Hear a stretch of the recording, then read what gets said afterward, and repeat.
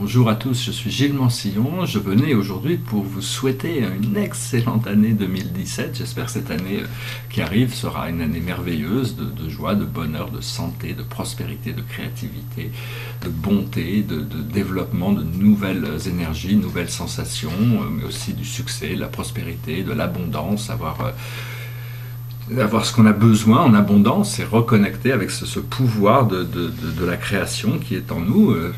Ce qu'on doit peut-être se poser comme question, c'est qu'est-ce qui nous a empêchés? Est-ce que nous avons peur de la joie, peur de la liberté, peur du bonheur? Ce qui nous avait empêché d'avoir cette expérience avant?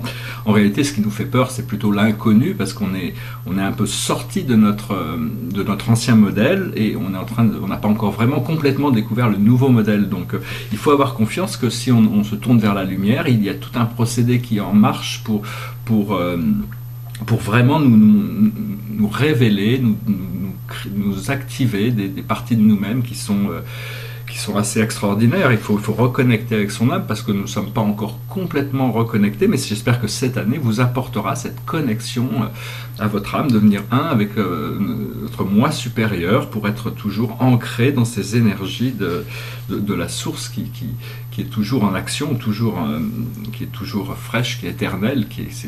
C'est parce que on cherche à savoir qui on est, on veut être le plus authentique possible, et j'espère que c'est ce qui va commencer à se révéler de plus en plus à travers le monde, l'authenticité qu'on a tous à l'intérieur de nous, notre partie divine, notre partie d'amour, notre partie de réalité.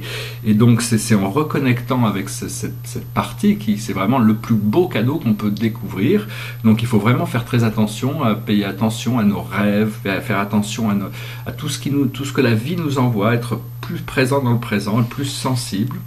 J'espère personnellement être plus actif certainement dans le monde, un peu moins contemplatif en 2016 qu'en 2017. Il faut être honnête qu'il faut se dire que même si peu importe, cette année va être complètement nouvelle, il va y avoir des choses très très différentes, mais il faut s'attendre qu'il y ait aussi des hauts et des bas, parce qu'on s'attend toujours à ce que tout soit parfait, puis en fin de compte c'est petit à petit. Ce qu'il faut réaliser, c'est que au fur et à mesure des années qui passent, il y a toujours des hauts et des bas, mais les hauts deviennent non seulement de plus en plus hauts et durent de plus en plus longtemps, mais les bas deviennent de moins en moins bas et passent de plus en plus vite.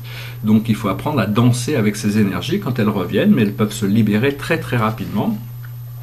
Savoir que toutes les routes mènent à Rome, c'est-à-dire que toutes les âmes vont revenir à la source.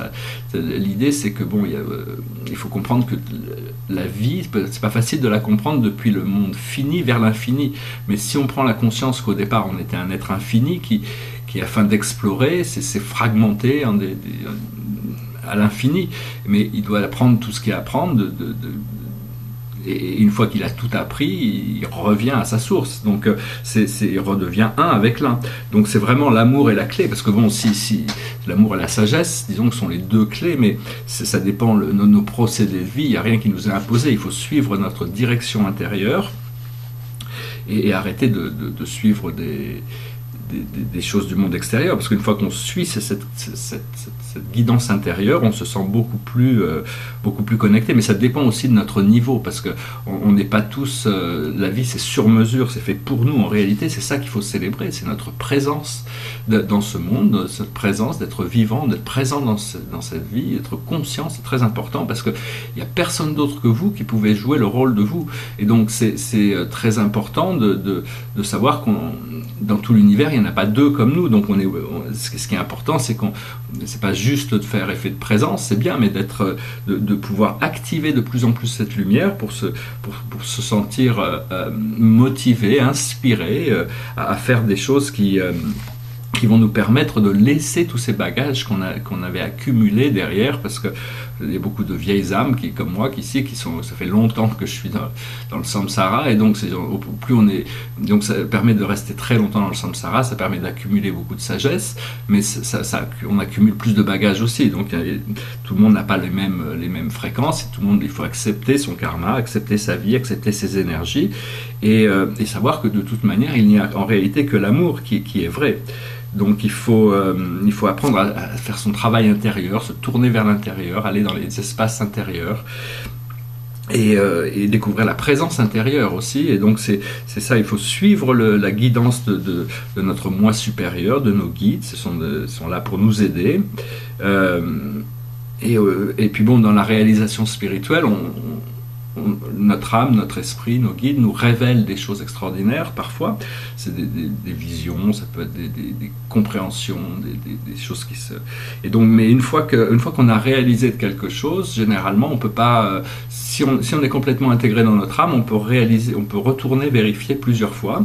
Mais généralement, ces expériences se passent à travers notre corps astral, et donc c'est des expériences qui sont, une fois que ça s'est passé, il ne faut pas s'accrocher à la vision, il faut essayer de refaire du vide pour que de nouvelles visions puissent venir, tout en réalisant que le seul constante ici, dans cette vie, c'est vous, c'est notre conscience. S'il n'y avait pas notre conscience ici qui était là, rien de tout ça n'existerait.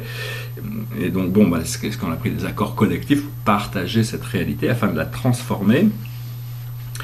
Et donc ce qu'il va falloir apprendre essentiellement, c'est le leadership, la gouvernance, comme c'est ce qu'il faudra apprendre aux enfants aussi, la sagesse administrative, comment gérer les ressources et comment se détendre, s'amuser, pour développer l'amour, quoi. Puis la créativité spirituelle aussi sont des thèmes vraiment centraux dans le développement de la conscience.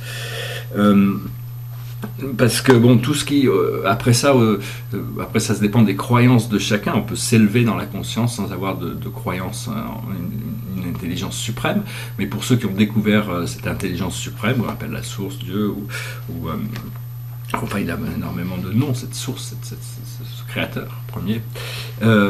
Disons que après ça, au-dessus de l'ego, ça dépend de notre habilité à nous identifier, à réaliser que nous sommes nous-mêmes les dieux de notre création. Donc au plus on arrive à s'élever dans cette fréquence, cette responsabilité, ça crée aussi un nouveau désir de servir le reste de l'univers, parce qu'on réalise qu'on est complètement connecté. Donc c'est vraiment arriver, première chose, à créer un espace qui permet de réaliser ça. C'est un espace de joie, un espace de sérénité, et d'accepter la grâce et la facilité comme le nouveau normal, c'est-à-dire que toutes les choses flowent naturellement, sans avoir besoin de tout analyser. On ne peut pas tout comprendre, hein. Donc c'est clair que... Voilà, donc c'est aussi apprendre à maintenir un état de calme et de paix intérieure, un état alpha.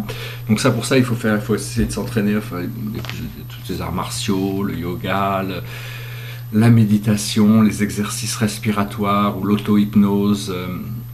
Tout ça sont des exercices très très puissants qui nous permettent de rester, de rentrer, de découvrir, de connecter avec des parties intérieures à nous-mêmes. Le problème avec l'auto-hypnose, c'est qu'une fois qu'on en a fait suffisamment, il est difficile de laisser quelqu'un d'autre nous hypnotiser. Par contre, ça peut être aussi fait avec quelqu'un qui vous assiste dans ces produits, parce que tout le monde n'a pas forcément l'habilité naturelle de faire de la méditation. L'hypnose, ça peut être utilisé pour des thérapies, pour faire pour se reprogrammer, parce que il y a toutes sortes. D'abord, il y a l'hypnose négative et l'hypnose positive. Je vais juste parler très, très brièvement de ça. Là, le plus bel exemple d'hypnose négative, c'est la télévision, qui est un instrument de propagande qui garde les populations en contrôle de fréquence, en leur envoyant de la séparation, de la violence, pour qu'ils acceptent leur impuissance et qui se soumettent à cette vibration d'être soumis à ces forces. Et donc, c'est un conditionnement qui dure depuis très longtemps et les gens sont très conditionnés là-dedans. Donc, il faut déprogrammer tout ça. Donc, avec ça, parfois, l'hypnose positive peut vous aider à déprogrammer tout ça. Et donc, parce qu'on peut faire aussi des méditations guidées grâce à l'hypnose, on peut faire des voyages interdimensionnels, on peut aller visiter les vies passées, on peut faire plein de choses, l'hypnose érotique pour découvrir des nouvelles sensations, c'est un peu plus adulte comme ce sorte de pratique créative, mais enfin il y a toutes sortes de choses qu'il faut, au départ, c'est d'arriver à rentrer dans un espace où il n'y a plus de résistance, où on est capable de voir les choses depuis une position de stabilité, et on s'intègre dans cette nouvelle énergie qui va nous stabiliser. La bonté, ça stabilise, d'être arrivé à ouvrir ses portes, à s'aimer suffisamment pour pouvoir accepter de concevoir qu'on peut mériter de notre salut éternel, disons. Donc voilà, parce que ce qui se passe avec ces programmes négatifs de subliminaux par rapport à la peur, c'est que ça nous bloque dans le drame du cerveau reptilien. Et donc donc le cerveau ne fonctionne pas parce qu'il est bloqué à l'intérieur dans ce petit cerveau donc une fois qu'on arrive à déconnecter sur ce drame, prendre des distances par rapport à toutes ces informations négatives, on peut recommencer à reconnecter nos fonctions supérieures de notre cerveau. Voilà, donc on va discuter de tout ça. Je voulais juste passer, bon, c'est peut-être un peu plus, je sais pas, c'est peut-être un petit peu plus complexe comme message que juste mes vœux, mais enfin bon, j'en voulais en profiter ce dernier jour de l'année pour vous souhaiter un bon réveillon, une excellente année 2017, et puis bon, j'attends des gros changements aussi, donc je continuerai à communiquer tous ces changements sur cette chaîne, et peut-être en créer d'autres prochainement, et puis je vous retrouve donc l'année prochaine. Merci beaucoup, namasté.